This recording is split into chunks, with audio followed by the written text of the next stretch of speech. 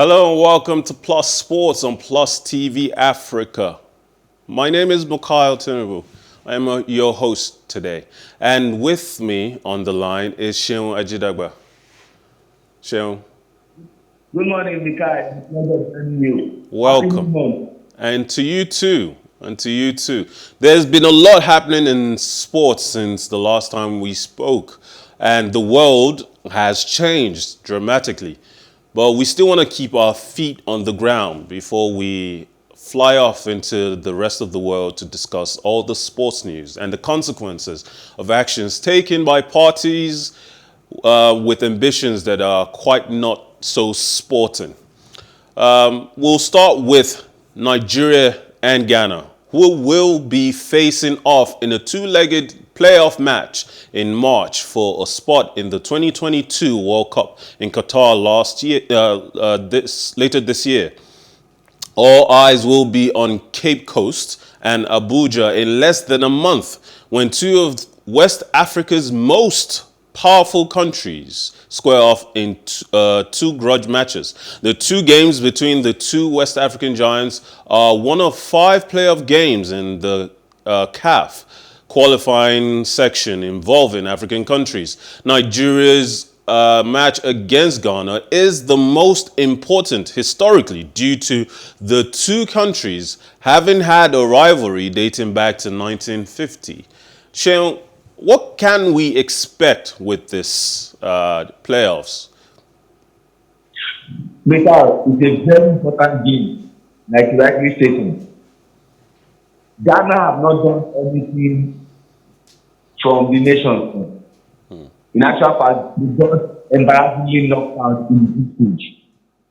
Nigeria was the best team in the group stage, amassed 9 points, but got knocked out shortly by Tunisia, who got into that team from the position of a best loser. Ghana have appointed a new coach, Otto, former Borussia Dortmund defender. They have a new technical advisor in Chris Hughton. They need to get to the World Cup. Don't forget that they will have been the first African country to get to the semi-final of the World Cup. If not for Azerbaijan in that dying moment.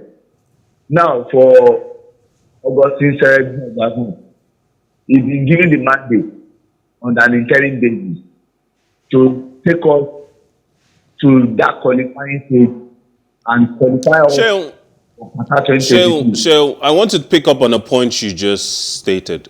Ghana do have a new coach. However, given their performances and given the uphill task it must be as a national team manager who has such limited time to work with the players, to work with his technical staff, to get the players in the right tactical and technical frame of condition to be prepared for a match such as historically important as this one. And given the performances that Ghana displayed at the recently concluded Nations Cup, does Nigeria and Eguavon's technical team have much to worry about? They have to worry. You know why they have to worry? If you remember, the last job of Eguavon was as a result of Ghana beating us in the friendly at Carbon Cottage, the home ground of Fulham, 3-0 in London. And it was a friendly game, and they sacked Eguavon. So he has his work cut out. He needs to atone for what happened at the Nations Cup, where Nigeria was looking like the team that would go ahead to win it, only for us to be shockingly knocked out by a Tunisian team. So it's a very, very delicate thing. And the good thing about Nigeria is that some of the guys who missed out from the Nations Cup, all other things we need to be ready. The likes of Victor Osimhen, the likes of Ogene Kalo, Paul Onuachu, all of us must put all hands on deck. It's not an example job. It's a job for everybody because it's going to rub off on everybody if Nigeria qualifies for the World Cup. Nigeria cannot afford to lose from So, Qatar 2022. so what your last point on this, I want a prediction from you. Who's taking the first leg? Who's taking the second? Who gets qualified? Hey, that's no-brainer. I will be an anti-Nigeria if I say Nigeria will not qualify. You know what? No disrespect to the Ghanaians. You can beat them in Cote and still come to Abuja and beat them. All right. But one thing I watched in the car is I got upset last month when the minister from NFF official, Super Eagles manager, and some players were having a meeting on the importance of this game. That's waste of tax. All right, let's move on to... understand Yes. that going to World Cup changes the life of a player because you get new view, if you do well, and things will turn around for you. All right, thank you, Seun. Let's move on to the Leeds United, who have now appointed former RB Leipzig boss Jesse Marsch as the new manager to try and salvage their Premier League status after Marcelo Bielsa's sacking, the club said on Monday. In a statement, the club said Marsch had signed a deal as head coach that will run until June 2025. Pending international clearance, the 48-year-old American's first game in charge will be Saturday's trip to Leicester City. Argentine Bielsa was sacked on Sunday after a slump in form culminated in a 4-0 home defeat by Tottenham Hotspur the previous day. Left the Yorkshire club hovering just above the Premier League's relegation zone. Marsch, a former US international midfielder, played in the MLS for DC United, Chicago Fire, and Chivas USA, and after hanging up his boots, became an assistant with the national team. His first head coach job was with Montreal Impact in 2012 before joining New York Red Bulls 3 years later, where he was named 2015 MLS Coach of the Year. After leaving Red Bulls and joined German Bundesliga side RB Leipzig as assistant to Ralf Rangnick, and ahead of the 2019-2020 season, was named as coach of sister club Red Bull Salzburg, with whom he won both the Australian Bundesliga and Austrian Bundesliga and Austrian Cup in consecutive seasons. He returned to RB Leipzig as head coach last summer before parting ways in December. Marsch faces a tough challenge at Leeds, who have been in freefall of late. Is this the right manager for Leeds United, Seun? Well, they need somebody to come and do a quick shift. After what we saw from Marcelo Bielsa, what we call the madman. Unfortunately, things are not going the way they expected. They are languishing in good position. They are shipping in goals at plenty. Considered from Liverpool, considered 4 from Manchester United. But what went wrong, Seun? What went wrong? I mean, first of all, we know that Marcelo sets out his team to man mark. And oftentimes, once the team has a good enough center back who can carry the ball into midfield, it pulls a lot of attention and creates a shuffling in the man-marking duties of the players. But it's still 11 on 11. Why couldn't they make that work? All we know about Marcelo Bielsa was attack, and not paying cognizance to his defense. And sometimes he's not even being pragmatic with his approach. So last time they did well, considerably did well, but this season they just felt no. The only way is for us to tell them to go, because the way they were proceeding was looking at if things were not going to offer well for them, and they don't want to go back to the championship, knowing how long it took them to return to the Premier League. Marsch, when he do the job, makes the same. But if you remember that he was an assistant But there are few. He's now at Old Trafford, and Man U is only good at playing job. You want to say that there is worry for Leeds United, but I think one thing man should be is that pragmatism.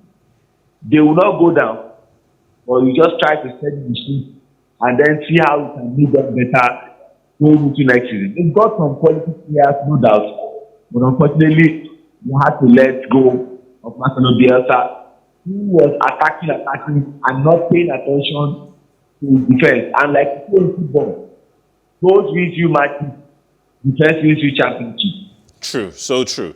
Now, on to a matter that has been affecting and reverberating through the world of sports. It's not sports related, but it does have grave consequences on sports and what events can be played, where they can be played, and the consciousness of the sporting community.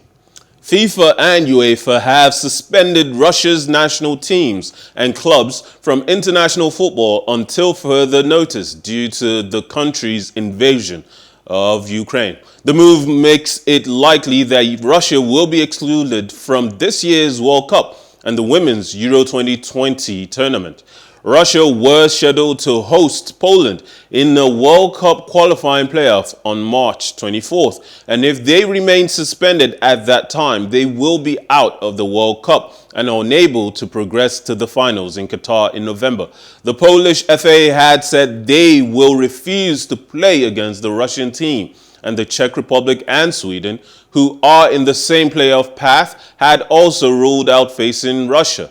The only way Russia could still feature in the playoffs would be a sudden improvement in the situation in Ukraine, leading to a lifting of the suspension.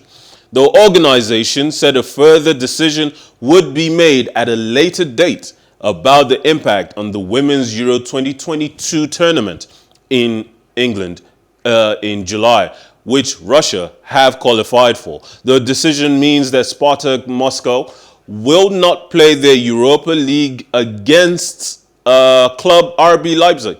And so the German club will advance to the quarterfinals. FIFA had been criticized on Sunday after a statement that Russia could continue to play matches, albeit in neutral venues and only under the name Football Union of Russia. Although FIFA had warned the country could be excluded from competitions if the situation in Ukraine did not improve. The statement was widely criticized, with the Polish FA saying the stance was totally unacceptable.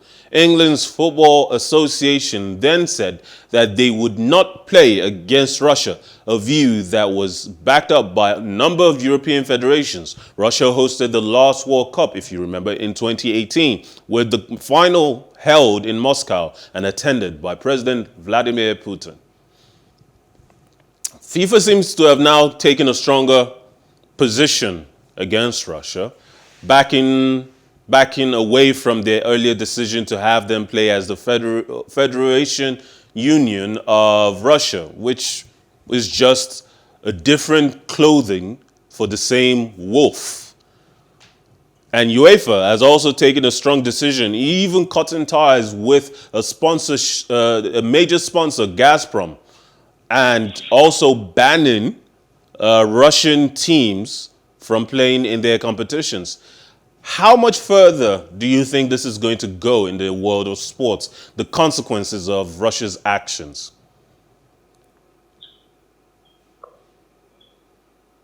Seun? Mika, this is a needless fight. We are not supposed to delve into politics, but it says sport and politics are intertwined. Yes. The arrogance that Vladimir Putin exudes is annoying and something concerning. Don't forget that this same Russia was alleged to have been involved in state-sponsored doping. That means the state is sponsoring doping. And we saw what happened. It's as if they never took serious what IOC and IPC were telling them, International Paralympic Committee and International Olympic Committee. This issue, you can see how it has generated.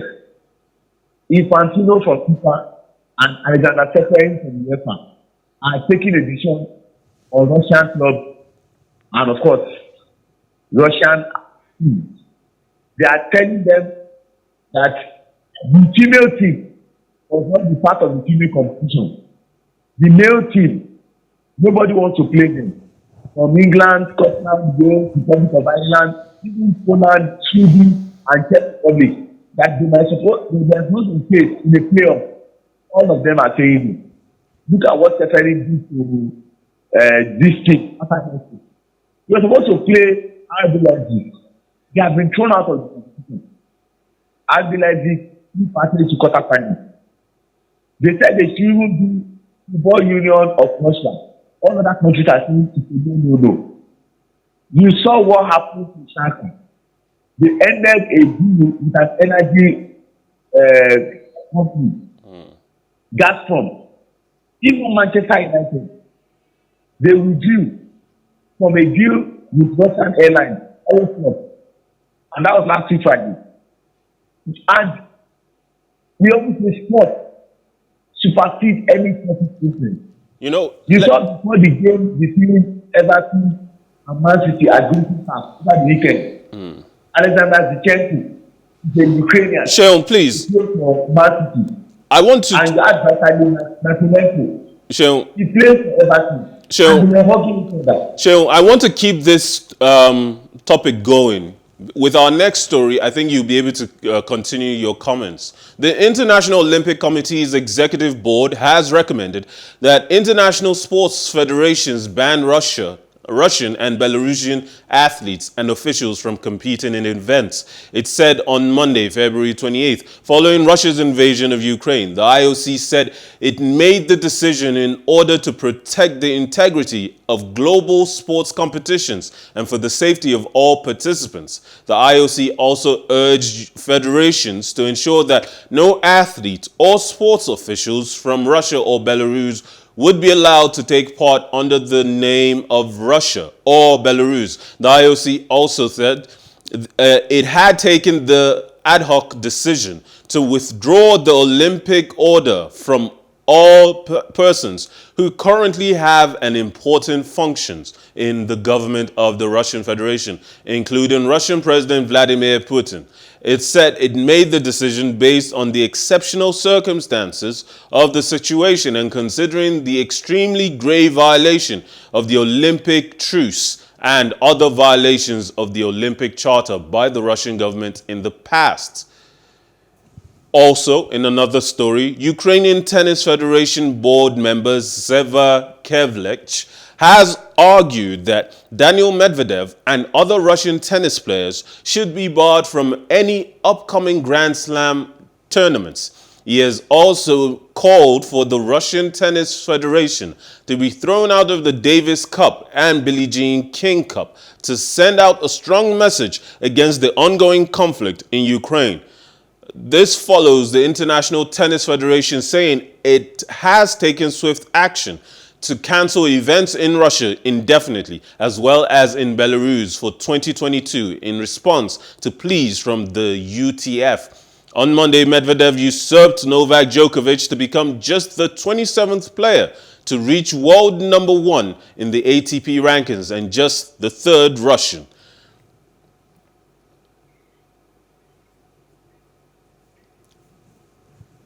Well, Seun, it seems sport continues to adapt its responses. FIFA had to change its tactics in how it was dealing with Russia, and now more voices are being added. And these voices are even calling for Russian athletes to suffer the consequences of Vladimir Putin's actions in Ukraine. I know when we talk about football, the national team, the representation of Russia as a nation is more significant as opposed to individual sports such as tennis, where it's individuals playing mostly for themselves with the added effect of representing their nationality.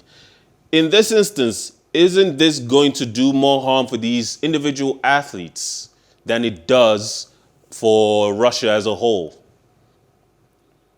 Unfortunately, those who don't know about this problem of Vladimir Putin on Ukraine are going to be suffering from it.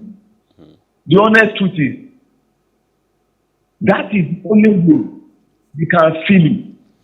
Even when they said they were involved in state-sponsored doping, some were giving them the waiver of competing under a neutral flag. But if this is a total ban from taking part in any sporting activity, I'm sure their athletes will feel it and they will revolt against their president. They will go against him that, Mr. Man, leave us with our life and leave Ukraine alone because it's affecting us. We are not taking part. Look at what happened to Qatar yesterday. Who would have thought that Leipzig just have a 3% to quarter final? They could have even qualified to the final. But unfortunately, because of an incident, this happened. So all I'm saying in essence is, this is the best way to kill it. Look at what happened in Atalanta. Milan and Malinowski. Milan is a guy from Russia. All right, Seun, thank you. It's always a pleasure having you. Unfortunately, our time has run out. Thank you very much, Mr. Once again, happy new month to everyone. And to you too. Have a wonderful day. And to everyone at home and at work watching us, it's always a pleasure having you join us for Plus Sports on Plus TV Africa. My name is Mikhail Tinubu. No matter what the world throws at you, remember, life is never boring with some sports. Have a wonderful day.